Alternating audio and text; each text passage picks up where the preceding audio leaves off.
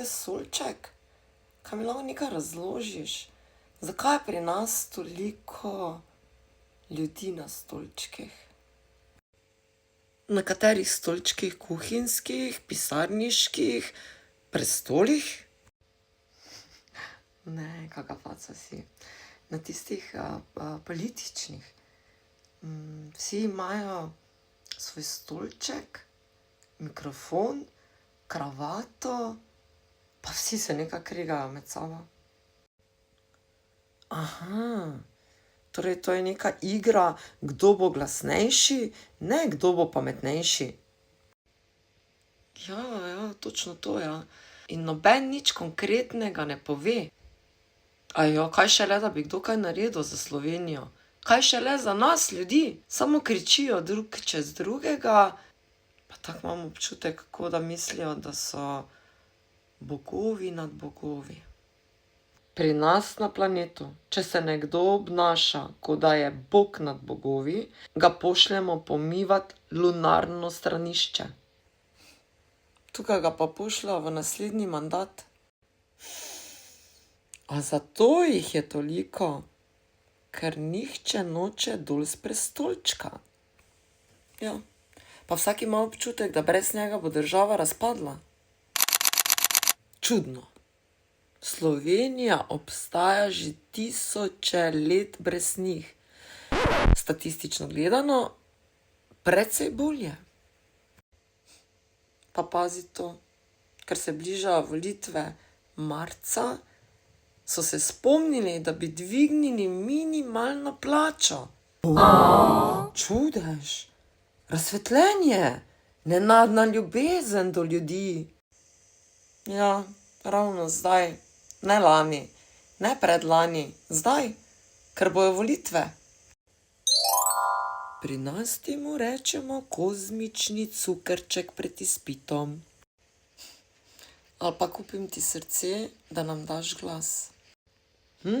Samo nekaj mi povej, zdaj, ker nekaj ne razumem. Če bodo oni dvignili minimalno plačo, to pomeni, da si bodo oni tudi dvignili svojo? Vesoljček, oni so si jo dvignili že prej. Ti si zamudil eno epizodo. Torej ljudem drobtinice, sebi torto. Z več nadstropji. In ljudje to gledate?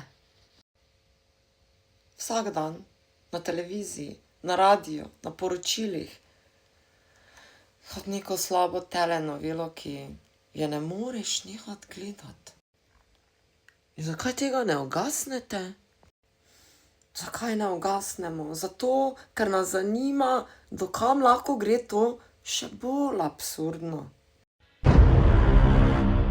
Ljudje ste fascinantni, pametni, srčni, ustvarjalni, pa vseeno dovolite, da vas vodijo otroci v dragih oblekah. Daj ne žali otrok. Otroci pa res znajo priznati, če nekaj ne znajo.